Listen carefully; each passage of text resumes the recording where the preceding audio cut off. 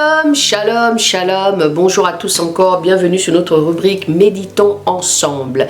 Alors ici, on lit la Bible, on aime Jésus, on est dans l'intimité avec lui, on prie, d'accord? On fait l'autocritique de soi parce que quand on marche avec le Seigneur, il faut faire l'autocritique. Parce que la parole de Dieu, elle nous nettoie quand on la lit, on s'abreuve en même temps parce que c'est de l'eau de vie, c'est une eau pure, c'est cette eau-là qui nous transforme et je sais que Dieu, il est dans sa parole et donc c'est dans ces moments-là en fait que tu te rends compte que tu n'es rien et que la parole là, elle te transforme, elle change ta mentalité et parce que la Bible nous dit aussi que la parole vient de ce qu'on entend. Je ne sais pas si vous avez remarqué si vous avez fait ce constat.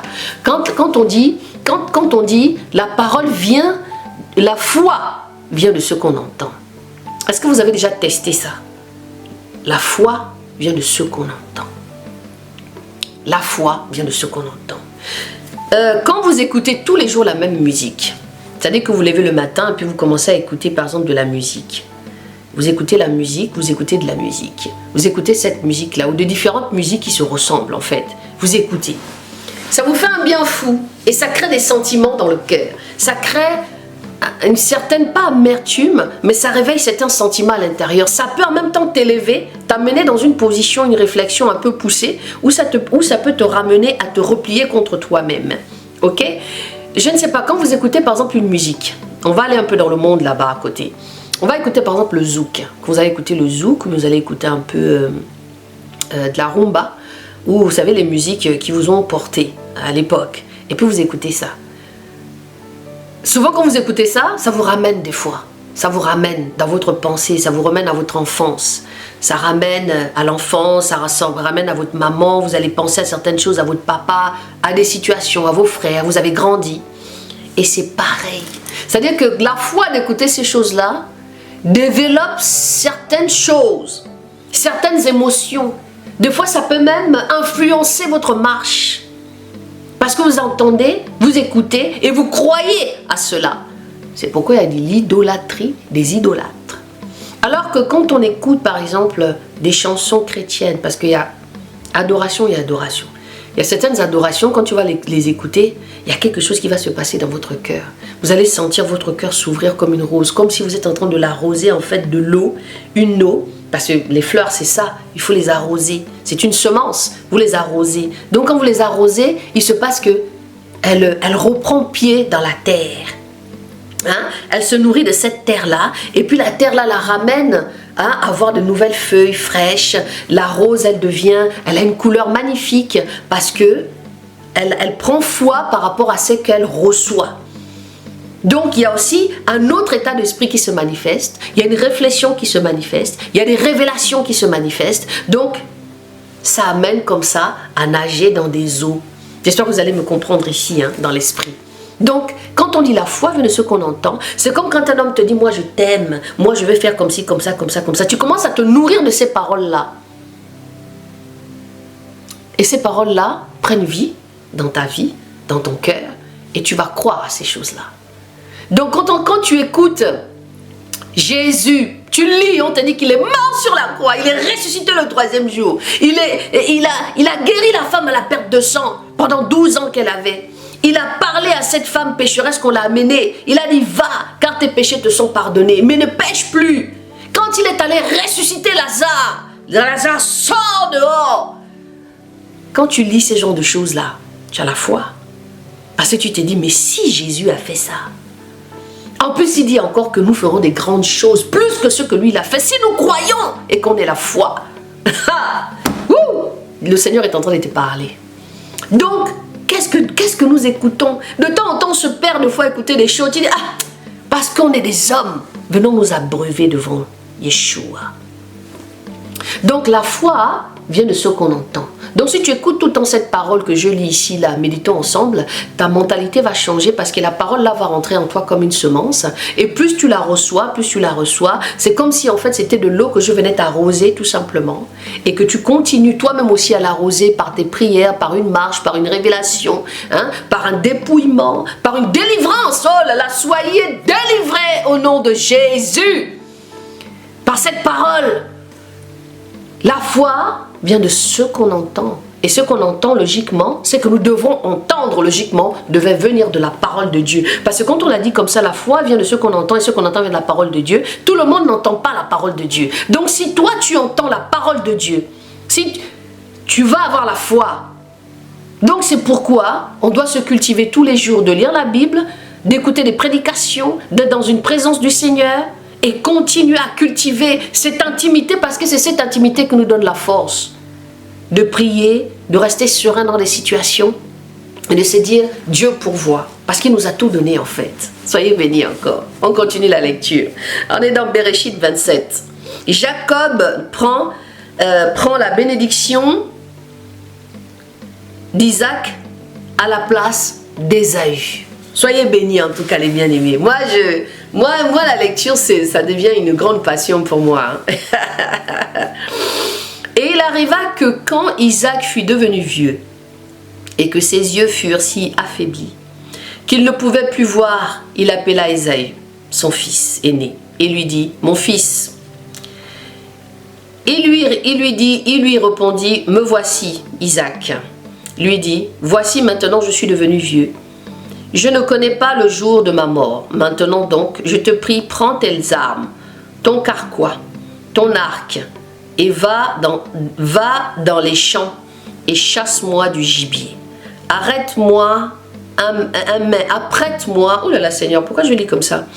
Apprête-moi un mets comme j'aime et apporte-le moi afin que je mange et que mon âme te bénisse avant que je meure. Or Rebecca écoutait pendant qu'Isaac parlait à Ésaü, son fils. Ésaü donc s'en alla dans les champs pour chasser du gibier et pour le rapporter. Et Rebecca parla à Jacob son fils et lui dit, voici j'ai entendu parler ton père à Ésaü, ton frère, disant, apporte-moi du gibier et fais-moi un mets afin que je le mange et je te bénirai devant Yahweh avant de mourir. Maintenant donc mon fils, obéis à ma parole et fais ce que je vais te commander. Va maintenant à la bergerie et prends-moi là 2 bons chevreaux parmi les chèvres et j'en ferai un mets pour ton père comme il les aime. Et tu l'apporteras à ton père afin qu'il le mange et qu'il te bénisse avant sa mort. Rebecca, vraiment, c'est pas possible. Hein? Tout ça là, c'est encastré par le Seigneur. Jacob répondit à Rebecca, sa mère, voici Ésaü, mon frère, est un homme velu et je suis un homme sans poil. Peut-être que mon père me touchera-t-il. Et il me regarda avec un homme qui a voulu le tromper. Et j'attirerai sur moi sa malédiction et non pas sa bénédiction. Sa mère lui dit, mon fils, que la malédiction que tu crains retombe sur moi. Obéis seulement à ma parole et va me prendre ce que je t'ai dit. Jacob alla les prendre et les apporta à sa mère, et sa mère fit un mets, comme son père aimait. Puis Rebecca prit les plus précieux habits d'Ésaü, son fils aîné, qu'elle avait dans la maison, et elle les fit mettre à Jacob, son fils cadet. Elle couvrit ses bras et son cou, qui était sans poil, des peaux de chevreau. Puis elle mit entre les mains de son fils Jacob le mets et le pain qu'elle avait apprêté. Il vint vers son père et lui dit, mon père. Il répondit, me voici. Qui es-tu, mon fils? Jacob répondit à son père, je suis Ésaü, ton fils aîné. J'ai fait ce que tu m'as dit, lève-toi, je te prie. Waouh!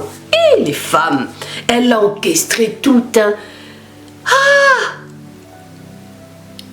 Non! Vous savez, c'est là que je dis que des fois la Bible, quand vous la lisez, elle peut être très contradictoire.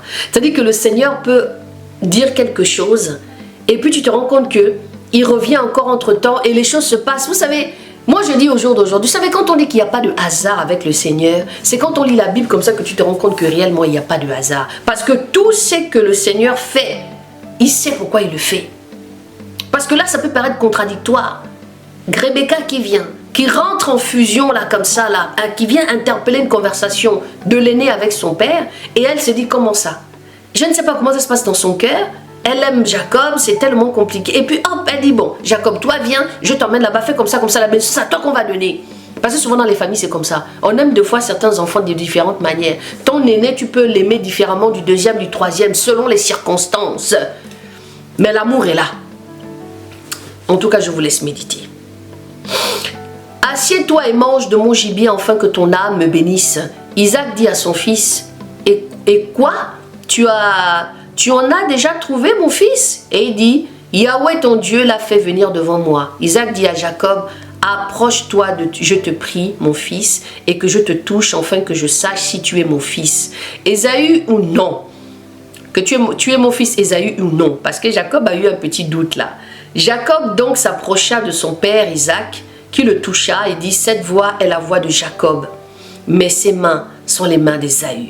Et il ne le reconnut pas, car ses mains étaient velues comme les mains de son frère Ésaü. Et il le bénit, et il dit, c'est toi mon fils Ésaü? Il répondit, je le suis. Isaac lui dit, apporte-moi donc la viande, et que je mange du gibier de mon fils, afin que mon âme te bénisse. Jacob l'apporta, et Isaac mangea. Il lui apporta aussi du vin, et il but. Puis Isaac, son père, lui dit, approche-toi, je te prie, et embrasse-moi, mon fils. Jacob s'approcha et l'embrassa. Isaac sentit l'odeur de ses habits, et le bénit en disant, voici l'odeur de mon fils, comme l'odeur d'un champ que Yahweh a béni. Que Dieu te donne de la rosée du ciel et de la graisse de la terre, du blé et du vin en abondance. Que les peuples te servent et que les nations se prosternent devant toi. Sois le maître de tes frères et que le fils de ta mère se prosterne devant toi. Maudit soit quiconque te maudira et béni soit quiconque te bénit. Oh,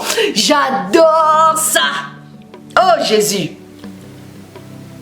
Vous savez, quand moi je vois comment nos pères la bénissaient leurs enfants, je me dis que nous on est encore en retard. À partir d'aujourd'hui, là, toi qui as lu avec moi, là, commence à bénir tes enfants. Arrêtez d'aller chercher les sorciers à gauche, à droite. Bénissez vos enfants, touchez-les, imposez-les les mains. Priez pour vos enfants, pour la progéniture. Priez pour vos enfants. Le Seigneur nous a tout donné.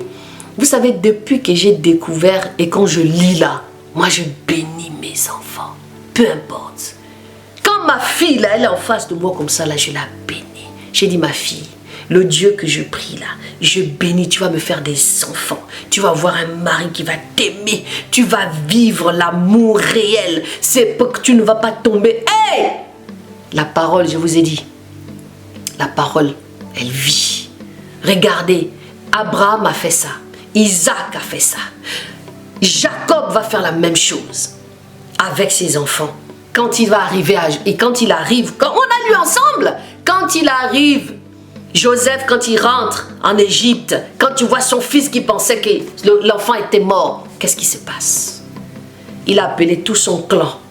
Il a béni les enfants, la progéniture, ainsi de suite. Vous êtes là les sorciers, vous voyez les sorciers partout, alors qu'on vous a donné une parole.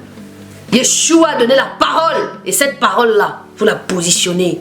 Oh non, pardon, Seigneur, attrape mon cœur. Je sens que mon cœur est en train de partir.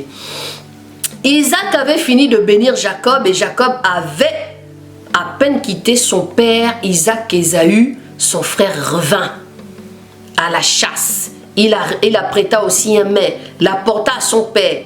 Il lui dit, que mon père se lève et mange du gibier de son fils, afin que ton âme me bénisse. Isaac, son père, lui dit, qui es-tu? Et il dit, je suis ton fils, ton aîné Ésaü. Isaac fut saisi d'une violente émotion. Et dit, qui est donc celui qui a chassé du gibier et me l'a apporté? J'ai mangé de tout avant que tu ne viennes. Et j'ai béni aussi cela, et j'ai béni. Aussi sera-t-il béni. Dès qu'Ésaü a entendu les paroles de son père, il poussa fort, cri, plein d'amertume. Et il dit à son père, bénis-moi aussi, bénis-moi mon père. Mais il dit, ton frère est venu avec tromperie et il a enlevé ta bénédiction. Vous voyez, il n'a pas... Il a minimisé son droit d'aînesse. Je pense que l'auteur de cette histoire vient de là. Il a minimisé son droit d'aînesse. Ah là là. Mais il dit, ton frère est venu avec tromperie et il a enlevé ta bénédiction.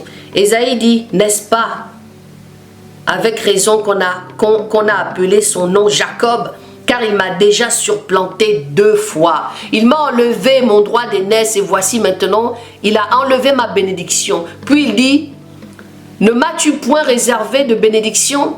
Isaac répondit à Ésaü en disant, voici, je l'ai établi, ton maître, et lui a donné tous ses frères pour servir. Je l'ai pourvu de blé et de vin. Et que ferai-je maintenant pour toi, mon fils? Ésaü dit à son père, n'as-tu qu'une bénédiction, mon père? Bénis-moi aussi, bénis-moi, mon père. Ésaü éleva la voix et pleura.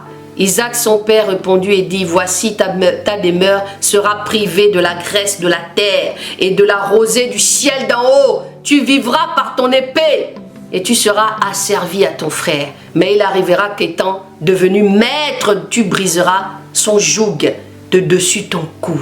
Waouh! Fuite de Jacob chez Laban. Ésaü conçut de la haine contre Jacob à cause de la bénédiction dont son père l'avait béni. Et Ésaü dit en son cœur, les jours du seuil de mon père approchent et je tuerai Jacob mon frère.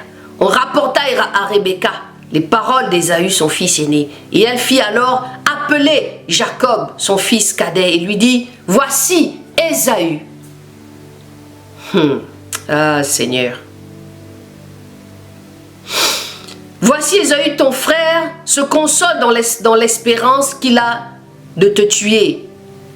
Maintenant donc mon fils obéit à ma parole, lève-toi, enfuis-toi à Charan vers Laban mon frère et reste avec lui quelque temps jusqu'à ce que la fureur de ton frère soit passée, jusqu'à ce que la colère de ton frère se détourne de toi et qu'il oublie ce que tu lui as fait. Pourquoi serais-je privé de vous 2 ans? 2 en un même jour. Rebecca dit à Isaac, je suis dégoûté de la vie à cause de ses filles, à cause des filles de Heth. Si Jacob prend une femme comme celle-ci parmi les filles de Heth, parmi les filles du pays, à quoi me sert la vie? Soyez bénis les frères et sœurs. J'espère que vous avez été... Soyez bénis en tout cas. Que Dieu vous enseigne encore. Et n'hésitez pas de bénir vos enfants, de les toucher, d'appeler à l'existence ce qui n'est pas. La foi vient de ce qu'on entend. Que Dieu vous bénisse. Et je vous dis à vendredi pour une prière.